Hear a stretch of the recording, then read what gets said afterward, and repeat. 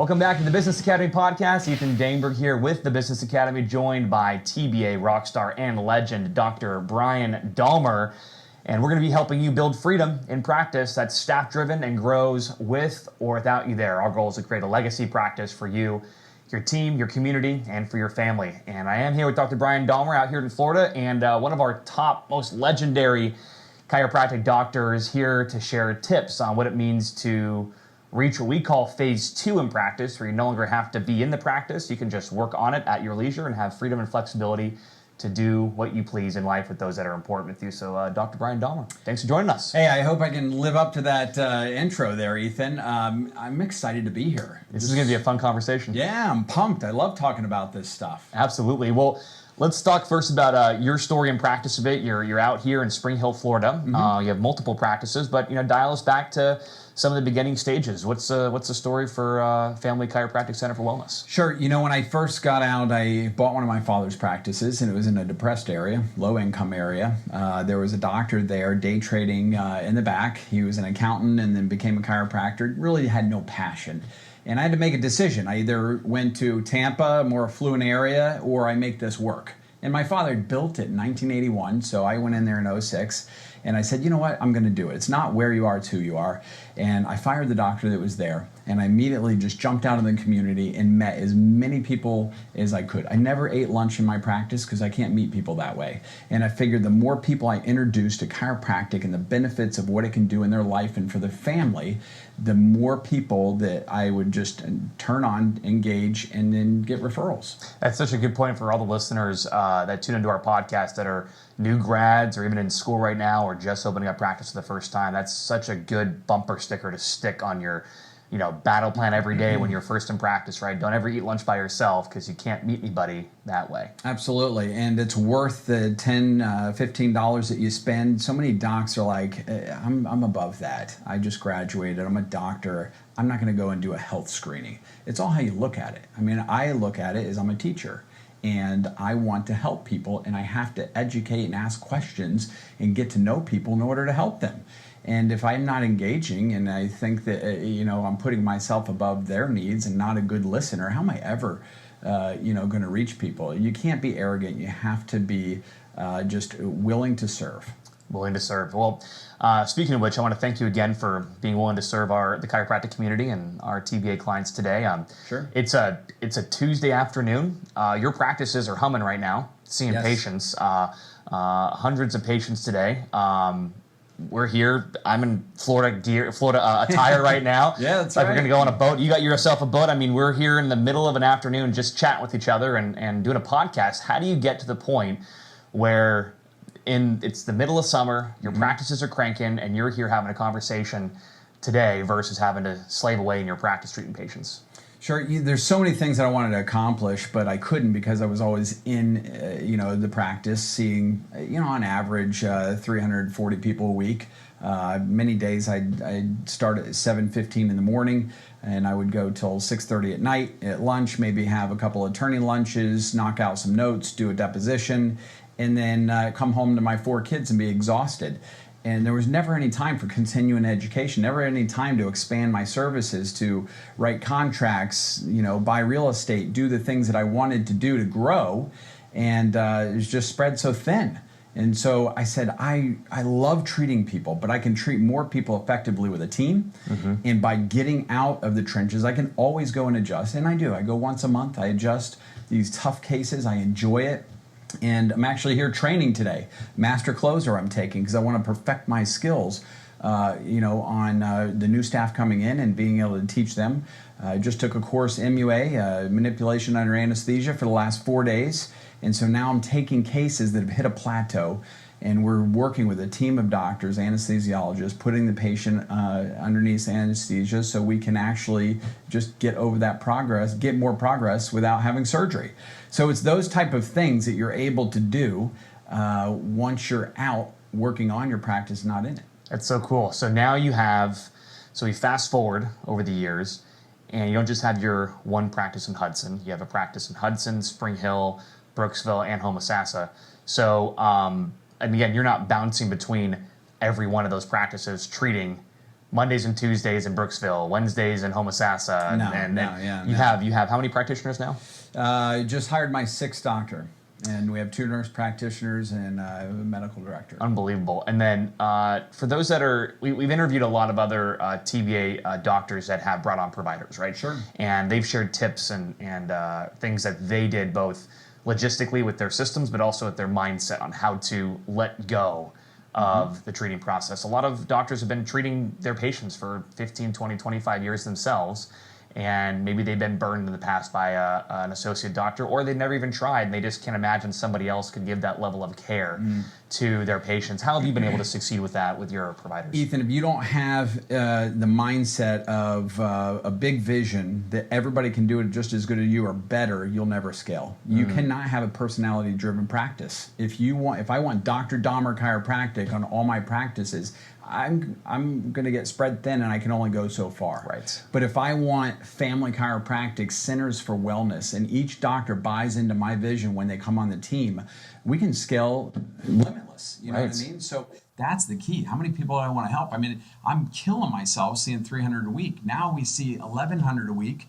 And it's a breeze, and I'm out marketing, which I love to do. Totally. And I'm supporting my docs, and when they see how hard I work on the marketing side of things, when they see how hard I work to put in procedures and systems and hire the right staff to support them, whether it's a good case manager who's closing their plans, or it's a front desk person who just is like killing it on the phone and smiling and scheduling and cutting down on missed appointments, and their PV goes up and they get bonused, and all of a sudden they're like, man, I love this power team you've created.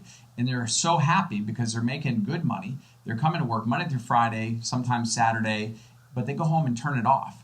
And they love that. They don't have to worry about paying the bills and payroll and taxes and everything else. I enjoy that. They enjoy just being a doctor and not having to stress. And so I build long relationships. Dr. Patel, 13 years now he's been with me. And I have other doctors that eventually, yes, they want to be owners. And we have a plan in place for them to do that. Yeah, it's like they say too. Once you get your first satellite going, the next third and fourth one are a breeze. I mean, your Brooksville location, you have an incredible support team and an incredible provider in Dr. Zach. I don't think have you treated in that office before? Yeah, and that was my goal. My goal is to open a brand new practice from the ground up and never step foot in it, from a treating, perspective. So I hired Dr. Zach right out of school. Yep. So for those of you that think it can't be done, it can. You just have to find the right person. He did preceptor with me, which I would definitely recommend. Get involved in your schools. Have him be, on board with you for 3 months. It's a great working interview. And then, talk to their professors. Make sure that they were top of their game in clinic and their studies, and you're getting a good person that way. But we started that. I took my office manager, who I put through TBA courses, executive courses, and she was over there supporting this doctor in the grand opening. We had a waiting list practice, and basically had 30 people on day one ready, signed up with our marketing efforts that we had done 3 months prior. So we're slammed, and we just had a party that first day. It was just incredible. So we took that momentum and just exploded. And that office, I was actually just on a call with Michaela, out collected the other 3 offices for the first time. And they've only been open 3.5 years. Unbelievable. Yeah. Unbelievable. Phenomenal. So, they're well over, they've hit over 100,000 a month, and that's just Cairo. Nothing else. And 3.5 years with a brand new doctor, and the space came available right next. There was a salon. I'm right next to Target, so I'm in a pretty commercial plaza, great visibility. And so now we have the opportunity to double our space and just put in more services. That's so exciting. And to see the growth of your team in that office. I mean, it's like Casey, just such a rock star, right? And she was in there at your front desk, and you've poured into her, right? Sure. Through training and guidance and help from good managers. And then now you have her as a person managing that practice, from the administrative side. Then you've poured into your doctor, Dr. Zach, and you've given them support, and it's allowed for the whole thing to grow with this juggernaut of marketing and branding that you can go out now. You have the time with your megaphone to go out and create for all the offices, and it's pretty exciting to see your whole team just over time level up. Can you talk about a bit of how you've structured these practices now, right? So we've advanced from one practice to 4. You have providers in each one. You poured into them. You're pouring into your staff. A lot of training, a lot of investing. You're not having to be. You have kind of the flexibility to be in and out of these businesses. How did you structure that to allow you not to have to be chained in and tied into each practice? It's a great question. I've got a really good friend, Jerry Campbell. He owns 7 Domino's stores. And I'm like, Jerry, I'm so jealous of you because Domino's has such a huge market and commercials, and they support you in so many ways. They tell you how to fold your boxes and where to put them, how to do your build out. This is the training that you need to do with your drivers. And, it's down to the penny as far as the accounting at the end of the day on, what your costs are and your profit margins. We have to figure all that out ourselves. And I'm going to scale this and open 4 practices. I need those systems. And that's when I found TBA. And they've helped me create those systems so everybody is speaking the same language. And it's so much easier when you have somebody hatted and then somebody new comes on and they've already written up their post and they can transfer that to the next person. And then all of a sudden you're not micromanaging anymore. Right. Because that's exhausting and you're not productive. You're not eating that frog. You're not doing the tasks that are important to grow your business. And you end up wasting a lot of time. And so TBA has really helped me unleash the power of my staff and team. And I smile when I look back and I see the thing, like Carrie threw a pizza party for the staff. And I didn't even know. She paid out of her own pocket. Oh my gosh. Because they hit their goals and she was doing a huddle and they're in affluence.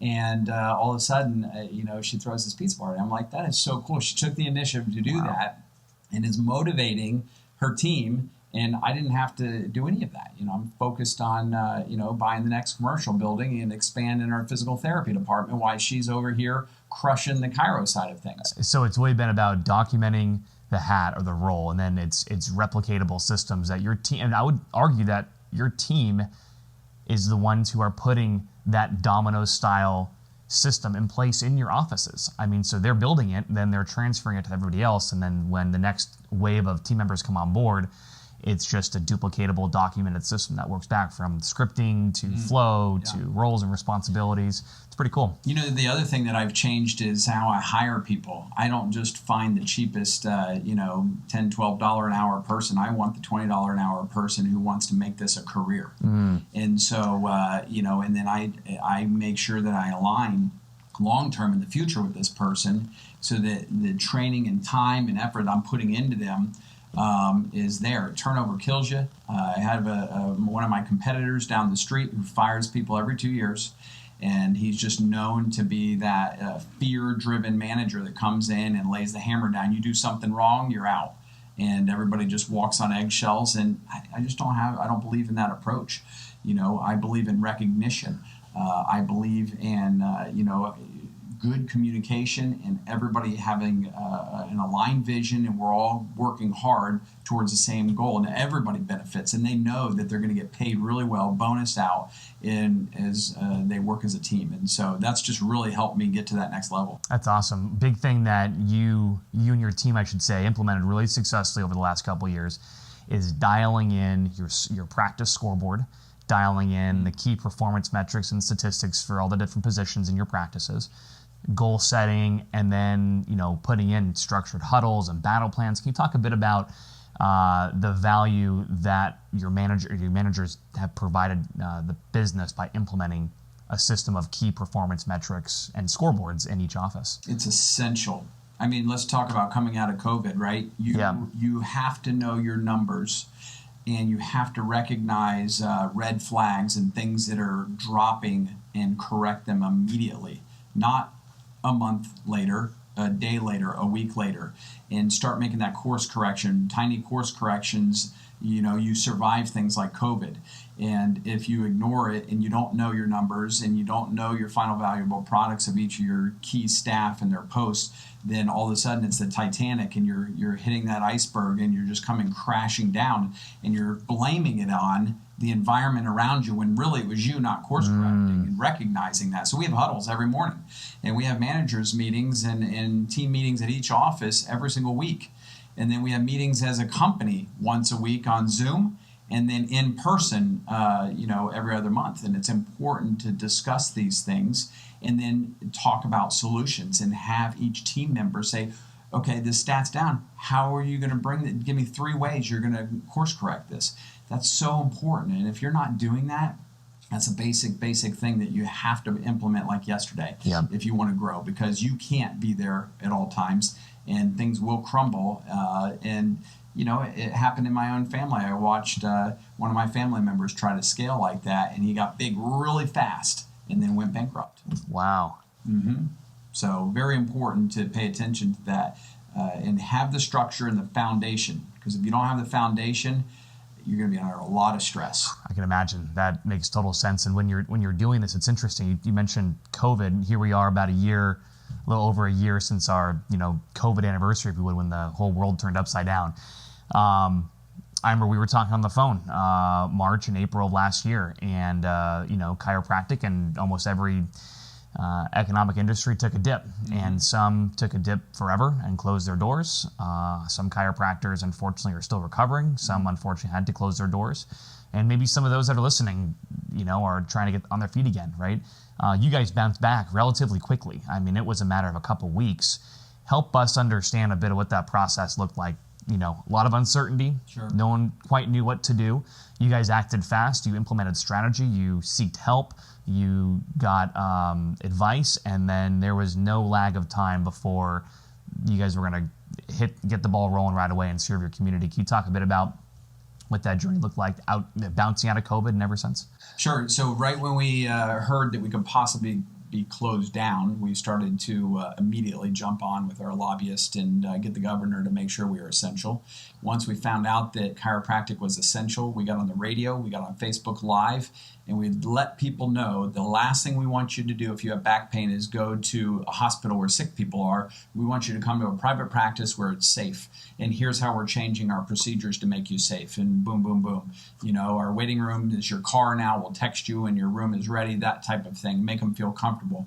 For those that weren't comfortable, we're like, well, we're going to lose 30% of our Medicare patients. We know that. How can we keep the revenue up? Let's do telemedicine. What about DME? We have our license. Can we get a back brace to this person who's suffering at home to stabilize them for the time that they're in this pandemic and tell them what to do? Can we send them our nutrition kit? Say, listen, when you do come out and you go grocery shopping, you have to have a strong immune system. So you should be taking this. Have you ever had a nutrition, consult, done any blood work? So let's focus on that while they're at home. We'll stay front of mind. So when they do come out of COVID, they're going to come back in, thank us, start treating again with us, and then refer to us. And so just as a team, we came up with all these different ideas. And not only did we, survive COVID, but we were profitable from the previous year because of it. Unbelievable. And that just goes to show when you have a team that is solution-oriented, collaborating, synergistic, everyone's on the same page. We have our one mission that we're on as a team, a set of core values that keep us tight and together as a tribe almost. When you hit crisis, it was just an instant turnaround. And it's great because your team has survived that crisis. I mean, it's almost like they can do anything now. It's cool to see that, but I would see whenever we talk about the importance of scaling, having systems to go into phase 2 and to put the time into the thing that may not get you a new patient tomorrow, but it's the long game of structuring a business that can grow beyond you. You put that time in before COVID.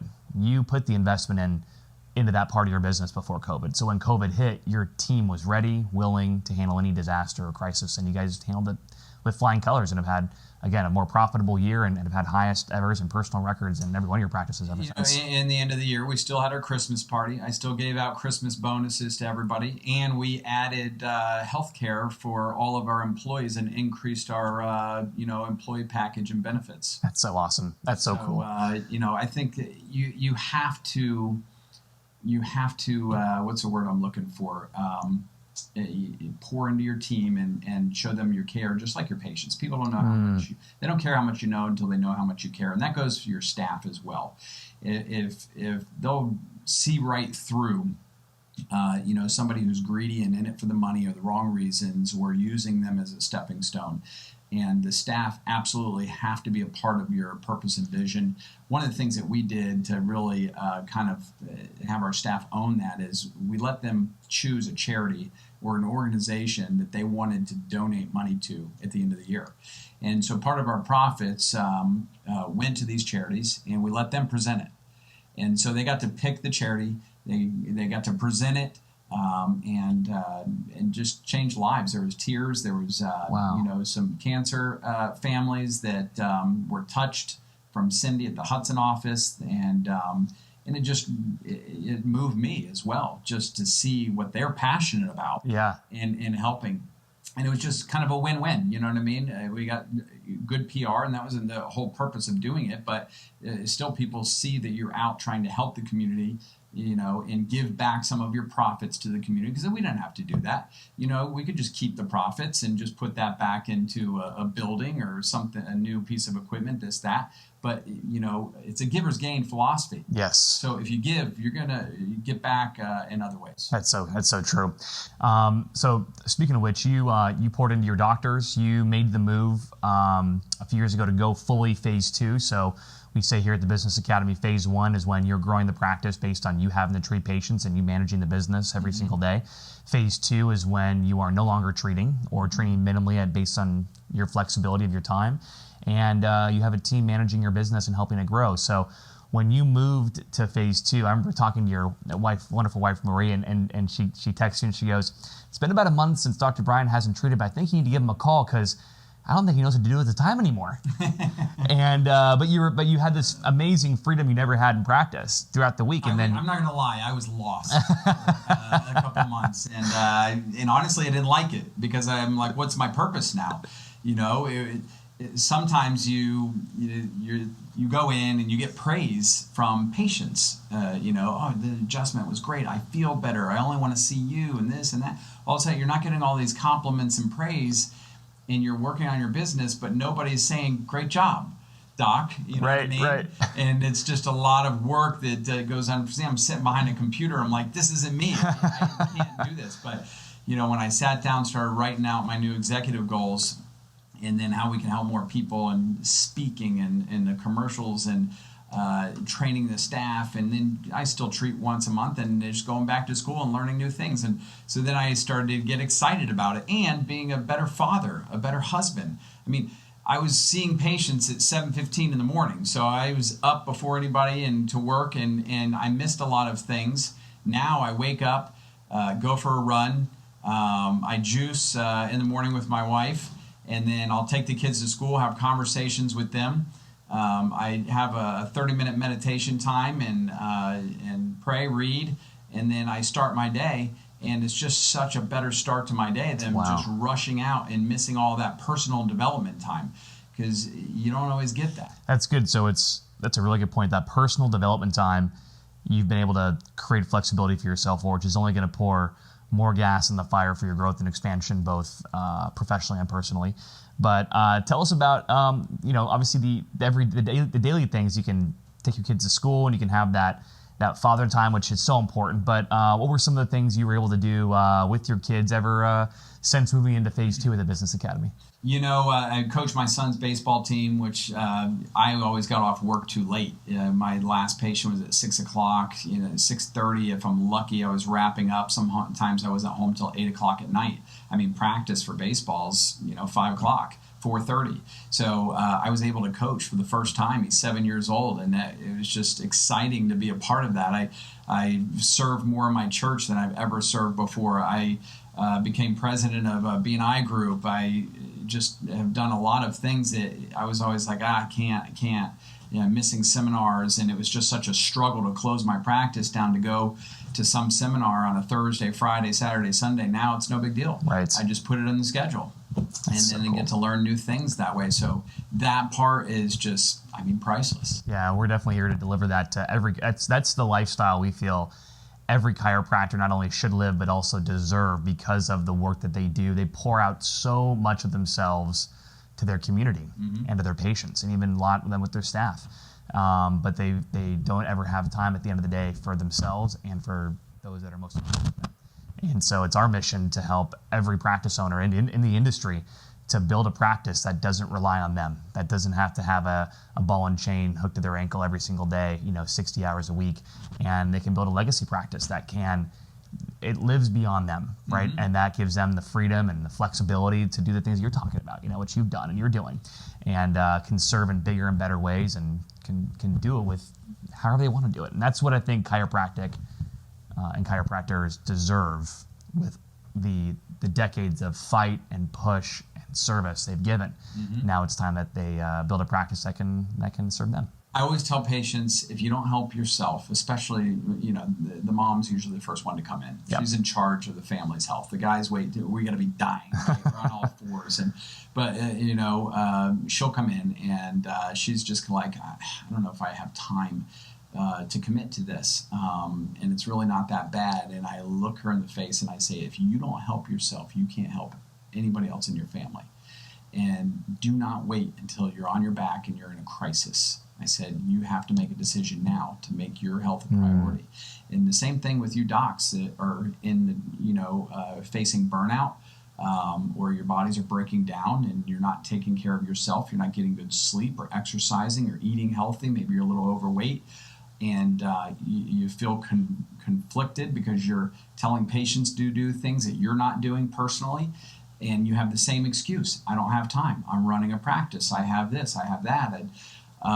You have to reorganize your priorities. And becoming phase 2 just makes it so much easier to have those priorities and resist burnout. And then you come back just so much more passionate and on fire to help people when you do that. That's so awesome. And then you can go ahead and do what you've done. And just like you showed up at our last couple 7th division sessions a few months ago with a Mercedes Sprinter limo, and start a limo company. That was the most exciting. That was so cool. So you literally, it's fun. I mean, it lets you play now. You can actually play and have fun as an entrepreneur, right? Sure. So like, I was talking to a friend of mine about you the other week, and I said, I realized that true entrepreneurs, right, which every chiropractor listening is an entrepreneur running a business, a true business. But a true entrepreneur is one that when they go out and they want to purchase something for themselves, right, they're always going to find a way to make to have it pay for itself, or to make money off of it, right? To start a business. Yeah. So then you sit here and you have an opportunity to get a Mercedes Sprinter limo, and he said, yeah, heck, you have the financial freedom to make that purchase, but it wasn't just money being thrown away. You immediately turn it into a business. I know we're not talking about the limo business here in this podcast, but you have to tell us how you had that, how that came from, what that idea came from. I mean, listen, attorneys send us cases, and if I send my limo over and take all their staff to lunch, they all love it. And they're like, hey, let's send to Dr. Dahmer, or my staff, taking them out to lunch. And then, of course, it just snowballs into patients, and everybody knows that I have executive limo rides, and, my best friend's a DJ, and I live in a beautiful community that has weddings, 3 times a month, and so I went and told Fran, and she put it in her wedding package from our clubhouse. And so now I'm like, man, I'm going to have to get another one because it's rented out too much. That's so awesome. So it paid for itself and then some. And it's just fun to have at different events. But, those type of things. I mean, I have a vending machine business that I got for my kids. And so healthy vending, and I put them in 24-hour gyms, and just teaching them how to be responsible and go fill a machine and collect the money and process things. And we just bought our 4th, we have 5 real estate, just a landlord. I'm a landlord basically and have rentals and stuff, but I try to buy the building that my practices are in. So we've been successful with 3 of them. And then we just expanded another building on our main office for physical therapy. So, all those things, as you grow, you have more opportunities to create business in your community and help more people. That's so exciting. So I would say, recapping all this, sometimes if it's a doctor's listening, maybe he doesn't want to open up a second practice, but he just wants to create, the flexible, creative play or businesses, right? I've seen other docs too try to open up franchises with popular food service businesses that we all know, but they're still working 60 hours in their practice, and they start a franchise on the side, and neither one ends up working because they're still chained to both, or they're chained to their practice with patients. So here you are at this position in your career. You've been able to give yourself that freedom, and you can play with whatever business you want to play with. Sure. Investing what you want to invest in, not only with your time, because you have flexibility there, but you've also been able to build freedom financially to make big investments. And Robert Kiyosaki talks about the cash flow quadrant, right? So you're able to play in the B and I quadrant quite often and make investments that'll pay you long term and create assets for you and your family and those that are important to you, and also have the freedom to just have fun and build businesses. Just work smarter, not harder, Yeah. I love chess, and I play with my kids all the time, and they're like, Dad, how come you always win? And I said, listen, you will learn to think 3 and 4 moves ahead eventually.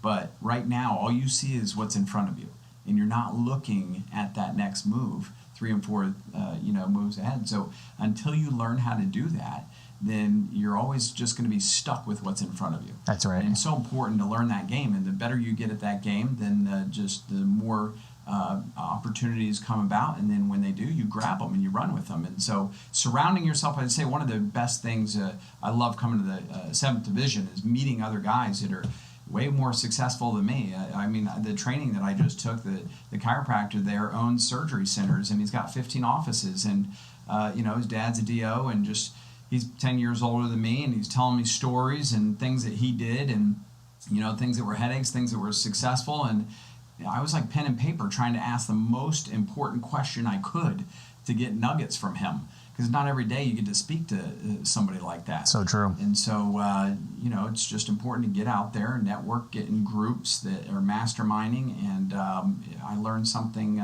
new every time I go to those. That's awesome. That's great. So what is the vision for